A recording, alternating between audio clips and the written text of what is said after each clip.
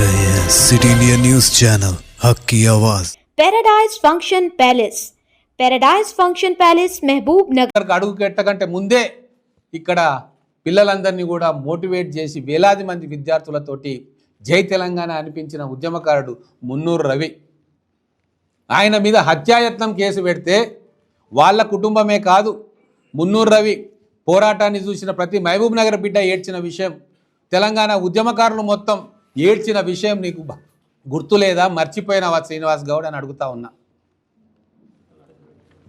అలాగే జేఏసీ చైర్మన్గా ఉండి ఆ రోజు ఉద్యమంలో అన్ని వర్గాల ప్రజలను, అన్ని కుల సంఘాలను, అన్ని ఉద్యోగ సంఘాలను ఏకం చేసి జిల్లా వ్యాప్తంగా ఉద్యమాన్ని ఉధృతం చేసిన పెద్దలు అందరికీ గౌరవనీయులు, వయసులో పెద్ద రాజేందర్ రెడ్డి గారిని ఇంటి దగ్గర నుంచి తీసుకొని పోయి ఉదయం పూట తెల్లవారుజామున జైల్లో వేస్తే వాళ్ళ కుటుంబమే కాదు మహబూబ్ నగర్, పాలమూరు ఉమ్మడి జిల్లాలో ఉన్న ప్రతి ఉద్యోగి కుటుంబం కూడా ఏడ్చిన విషయం నువ్వు మర్చిపోయినవా?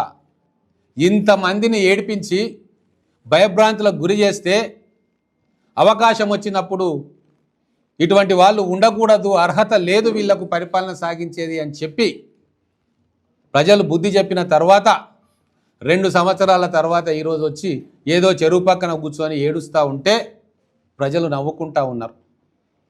ఈరోజు ఫోన్ ట్యాపింగ్ విషయం రాష్ట్రంలో కాదు దేశవ్యాప్తంగా చర్చనీయమైంది. అటు బీజేపీ నాయకుల ఫోన్లు ట్యాపింగ్ చేసిండ్రు, బీజేపీ ఎంపీల ఫోన్లు ట్యాపింగ్ చేసిండ్రు, కాంగ్రెస్ ఎంపీల ఫోన్లు ట్యాపింగ్ చేసిండ్రు. మహబూబ్ నగర్లో ఎంతోమంది పెద్ద మనుషుల ఫోన్లు ట్యాపింగ్ చేసిన విషయం అందరికీ తెలిసిన విషయమే.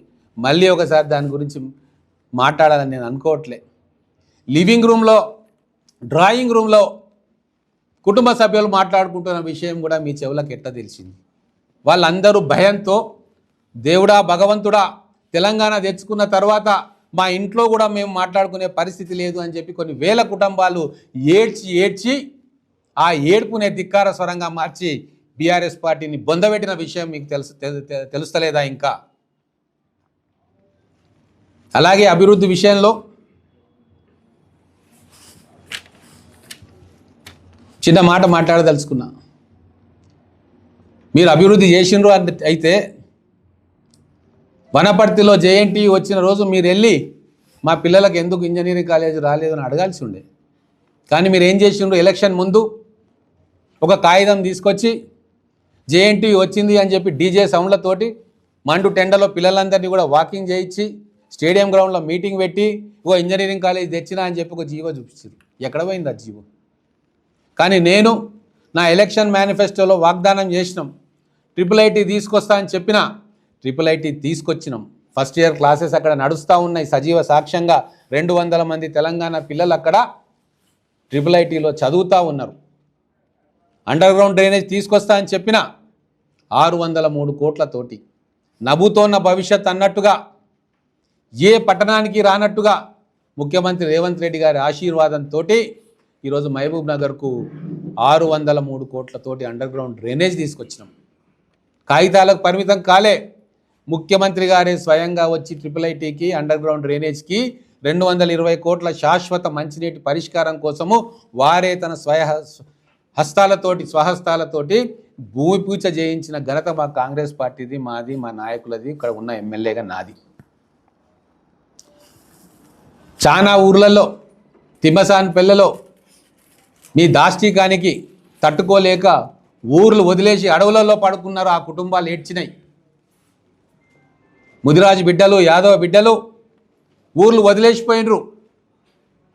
వాళ్ళ ఏడుపులు, వాళ్ళ కుటుంబ మంట ఆ రోజు మీకు కనబడలేదు. కానీ ఈరోజు వచ్చి నువ్వు ఏడుస్తూ ఉన్నావంటే ఎంత దారుణమైన ప్రవృత్తి ఇది అని అర్థం చేసుకుంటా ఉన్నారు మహబూబ్ నగర్ ప్రజలు. ఎన్ని వందల మంది మీద కేసులు పెట్టినరు. మరి ఆ వేల మంది ఏడ్చిండ్రు కదా ఆ రోజు, నీకు తెలియలేదా? ఆ ఏడుపు బాధ, ఆ కడుపు మంట మీకు తెలియలేదా? వాళ్ళ ఏడుపుకు మీ ఏడుపు సమాధానం కాదు, వాళ్ళ ఘోషకు మీ చర్యలు సమాధానపరచలేవు. అలాగే ఇంకో విచిత్రమైన విషయం, మహబూబ్ నగర్లో ఉన్న మేధావులు కావచ్చు, చదువుకున్న వాళ్ళు కావచ్చు, మీడియా సోదరులు కావచ్చు, ఆలోచన చేయండి. అంబేద్కర్ గారు ఒక మాట అన్నారు. ఈయన మాటికి మాటికి బీసీ బీసీ అంటాడు కదా.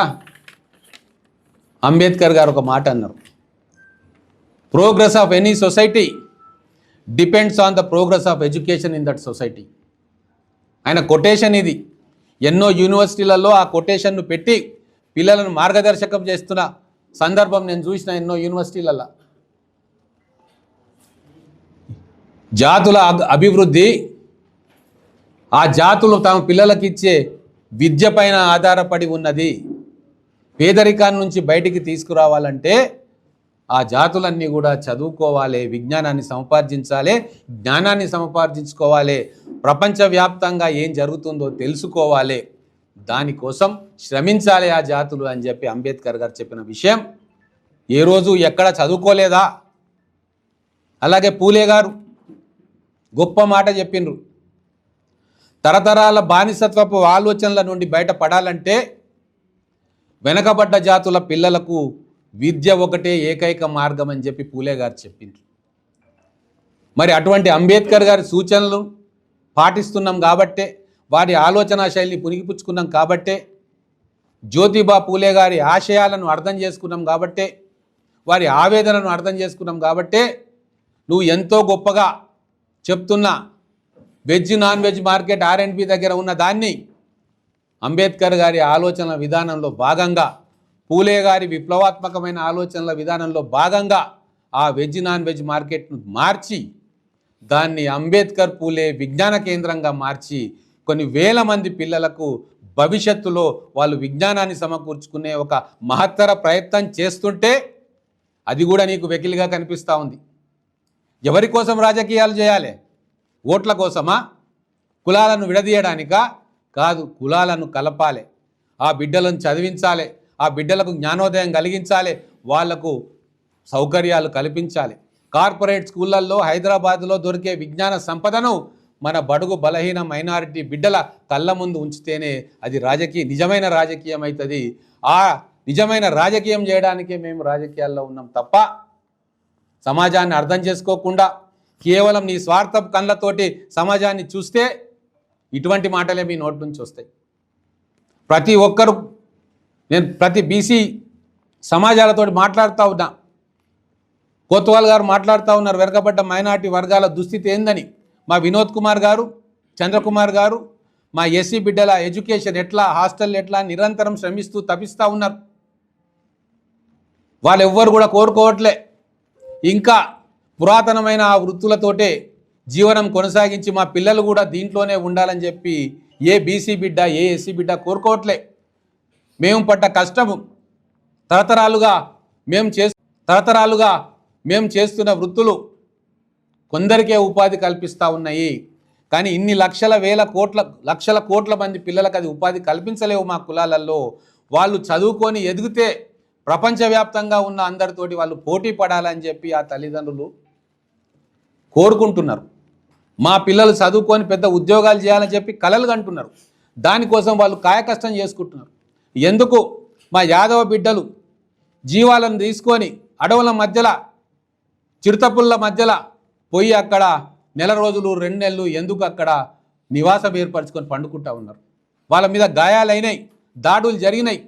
అయినా సరే మేము ఇట్లా బతికినాం, మా జీవితాలు దీంతో అయిపోతాయి, కానీ మా పిల్లలు మాత్రం చదువుకోవాలి, వాళ్ళు ఇదే వృత్తిలో ఉండకూడదు, వాళ్ళు ఉన్నతమైన స్థానాలకు ఎదగాలని చెప్పి ఆ యాదవ బిడ్డలు శ్రీశైలం అడవులకు పోతున్న విషయం నీకు తెలియదా? అందుకే గ్రామాలలో స్కూళ్ళను బాగు చేస్తూ ఉన్నాం, హాస్టళ్లలో వాటర్ ఫిల్టర్ ప్లాంట్స్, లైబ్రరీస్ ఏర్పాటు చేస్తూ ఉన్నాం.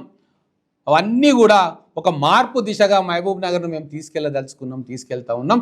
దానికి పట్టణంలో ఉన్న మేధావులు, చదువుకున్న వాళ్ళు, మీడియా మిత్రులు, సామాన్య ప్రజలు అందరూ కూడా హర్షం వ్యక్తం చేస్తుంటే నీకు కడుపు మండినట్టు అవుతుంది. ఎందుకో మన పేద బిడ్డలు చదువుకుంటుంటే, మన పేద బిడ్డలకు లైబ్రరీలు వస్తూ ఉంటే, మన పేద బిడ్డలకు యూనివర్సిటీలు వస్తూ ఉంటే, మన పేద బిడ్డలకు ఇంజనీరింగ్ లా కాలేజీలు వస్తూ ఉంటే నీ కడుపు మండుతుందా? వాళ్ళు ఎంతసేపు తాగి తిని రోడ్ల మీదకి వచ్చి జై సీనన్న అంటే నీ కడుపు సంతోషంగా ఉంటుందా? ఇదా రాజకీయం మీరు చేసేది? ఇదా మీరు ఉద్యోగ సంఘాల నాయకులుగా మీరు ఇచ్చే ఆలోచన సమాజానికి? దయచేసి ఈ విచ్ఛిన్నకరమైన రాజకీయాలకు స్వస్తి చెప్పండి.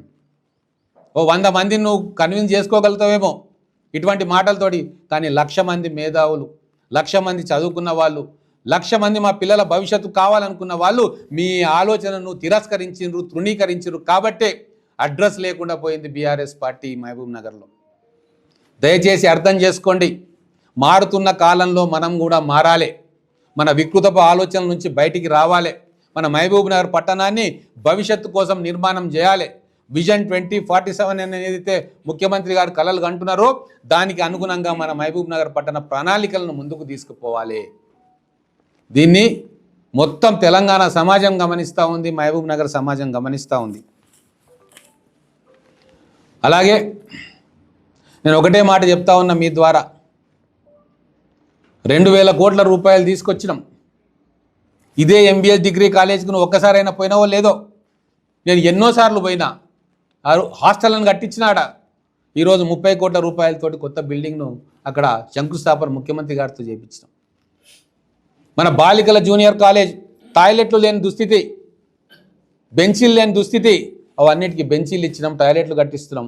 మళ్ళీ మన గర్ల్స్ జూనియర్ కాలేజ్కి 7.5 కోట్లు శాంక్షన్ చేయించి దాన్ని అదనపు గదులు కట్టిస్తూ ఉన్నాం. మొన్ననే జీవో వచ్చింది, దాన్ని ఇంకా ప్రెస్లో కూడా చెప్పలే.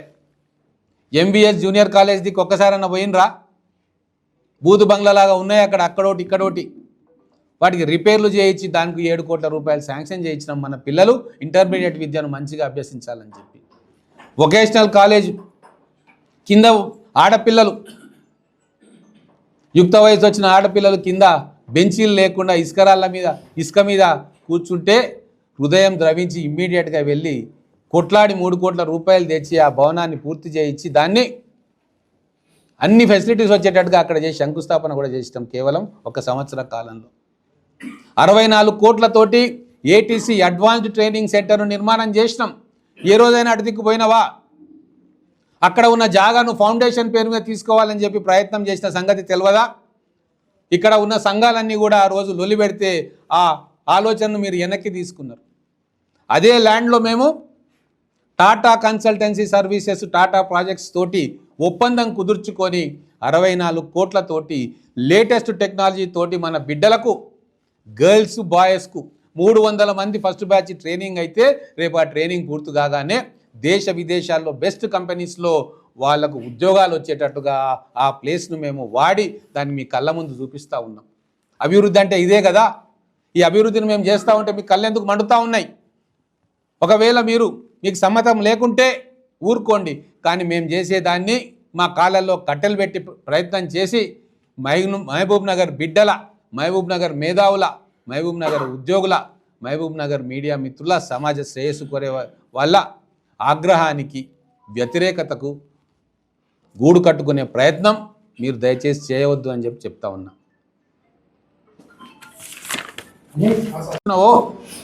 ఆ ట్యాంక్ బండ్కు 1.5 కోటి శాంక్షన్ చేయించినాం. ఆ పనులు కూడా కోడ్ తర్వాత పూర్తవుతాయి. అసలు ఫైల్స్లలోకి వెళ్తే ఏ డిపార్ట్మెంట్ నుంచి ఎంత ఖర్చు పెట్టినరు, దేనికోసం ఖర్చు పెట్టిరు ఇంకా లెక్కలు తేల్తలేవు. Sports ministry, irrigation ministry, tourism ministry, దేనికి ఫైల్స్ లేవు, శాంక్షన్స్ లేవు. చేసిన కాంట్రాక్టర్కు బిల్లు లేక ఆత్మహత్య చేసుకుంటా అని నా దగ్గరకు వస్తే కింద మీద పడి ఆయన చేసిన దానికి బిల్లులు ఇప్పించిన. హాస్పిటల్ గురించి మాట్లాడినరు. 8 ఏళ్లలో ఈవీఎం మెషిన్లు ఉంటే కోర్టు నుంచి తీర్పు తెచ్చుకునే సోయి లేదు. ఈరోజు సంవత్సరంన్నర మేము కష్టపడి అడ్వకేట్ జనరల్తో మాట్లాడి, సీఎం గారితో మాట్లాడి జడ్జిలను ఒప్పించి దాన్ని తీపిస్తే ఈరోజు ఆ బిల్డింగ్ కూలగొట్టి 1 నెల రోజు 2 నెలల లోపల దాన్ని ఓపెనింగ్ చేయబోతా ఉన్నాం. సమస్యలను మీరే సృష్టిస్తారు, వాళ్ళ సమస్య మీరు తీర్చరు. వాళ్ళ సమస్య ఉంది అని చెప్పి రాజకీయ లబ్ధి కోసం మీరు ప్రయత్నం చేస్తాం. ఇంకొక విషయం మీకు ఏడుపు వచ్చింది కదా ట్యాంక్ బండ్ని చూస్తే. మరి కలెక్టరేటు నగరం నడిబొడ్డున ఉండే ఉమ్మడి జిల్లా నుంచి ఎవరైనా బస్ ఎక్కి, ట్రైన్ ఎక్కి వచ్చి బస్ స్టేషన్లో, రైల్వే స్టేషన్లో దిగి వాళ్ళ సమస్యల కోసం అధికారుల దగ్గరికి వస్తూ ఉండే దాన్ని మీ స్వార్థం కోసం కూలగొట్టించి మహబూబ్ నగర్ చరిత్ర ఆనవాళ్ళు లేకుండా చేసి అక్కడ మీరు హాస్పిటల్ కట్టించి కలెక్టరేట్ను పాల్కొండకు తీసుకుపోయినారు.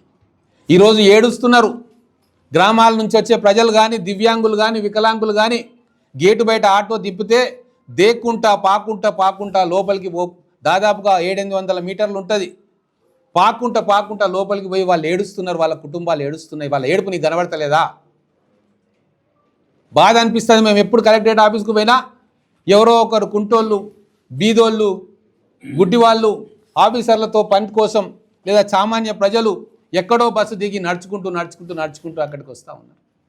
అదే ప్లేస్లో హాస్పిటల్ కట్టిన ఉంటే ఎప్పుడో పూర్తవుతుండే. ఈ కలెక్టరేట్ ఉన్న ప్లేస్లో ఇంకా మంచి హంగులతో భవన నిర్మాణం చేసి ఉంటే ఇక్కడ వేల మందికి ఉపయోగపడుతుండే. ముందల షాపింగ్ కాంప్లెక్స్లు తీసుకొచ్చినాం. వెనక పెద్ద హాస్పిటల్, ముందల షాపింగ్ కాంప్లెక్స్. కూలగొట్టలేం. కట్టాలంటే ఏం చేయాలి? కేవలం ఆ షాపింగ్ కాంప్లెక్స్లల్లా ఏదో మీ వాళ్ళ కట్టబెట్టుకోవాలన్న ఆలోచన దాంట్లో ఉందేమో. ఎవరైనా హాస్పిటల్ ముందు గంత పెద్ద షాపింగ్ కాంప్లెక్స్లు కడతారా? హాస్పిటల్ మెయిన్ ఎంట్రన్స్ సైడ్లో పెడతారా? మెయిన్ రోడ్డు వదిలేసి? ప్రతి ఆలోచన వెనుక ఒక కుట్ర, ఒక స్వార్థం ఉంది తప్ప మహబూబ్ నగర్ ప్రజల కోసం ఏమైనా చేయాలన్న ఆలోచన ఏ రోజు కూడా కనబడట్లేదు. మళ్ళీ ఒకసారి R&B దగ్గర గ్రంథాలయం కడుతున్నారు. ఎందుకు కడుతున్నారు మీరు అంటే ప్రజల నుంచి, విద్యార్థుల నుంచి, విద్యార్థి సంఘాల నుంచి తిరుగుబాటు వస్తుంది. జాగ్రత్త. మనం చేయాల్సింది మన పిల్లలకు మంచి విద్యను అందించడమే. ఒక రాజకీయ నాయకుడు చేయాల్సిందే అది. కాంగ్రెస్ పార్టీ వచ్చిన మొదటి నుంచి కూడా ఇరిగేషన్ అండ్ ఎడ్యుకేషన్ మీద దృష్టి పెట్టింది. IITలు, IIMలు, యూనివర్సిటీలు, సెంట్రల్ యూనివర్సిటీలు తీసుకొచ్చింది. తర్వాత మల్టీపర్పస్ మెగా ప్రాజెక్టులు కట్టింది. కాబట్టి ఈరోజు దేశం సుస్థిరంగా కోట్ల మందికి అన్నం పెట్టే స్థాయికి, కొన్ని కోట్ల మంది చదువుకొని ఉన్నత స్థాయిలో ఉండడానికి కారణమైన ఆలోచన విధానం కాంగ్రెస్ పార్టీది. కాబట్టి ఇప్పటికైనా మనసు మార్చుకోండి. చిల్లర ఎన్నికల కోసం, ఒక పంచాయతీ ఎన్నికల కోసమో, కార్పొరేషన్ ఎన్నికల కోసమో ప్రజల దృష్టిని దారి మళ్లించే ప్రయత్నం చేయకండి. ప్రజలు నీళ్ళేవో పాలేవో స్పష్టంగా అర్థం చేసుకున్నారు. ఆ అర్థం చేసుకున్నట్టే రేపు రాబోయే రోజుల్లో మున్సిపల్ కార్పొరేషన్ ఎన్నికల తీర్పు ఉంటుంది. Thank you.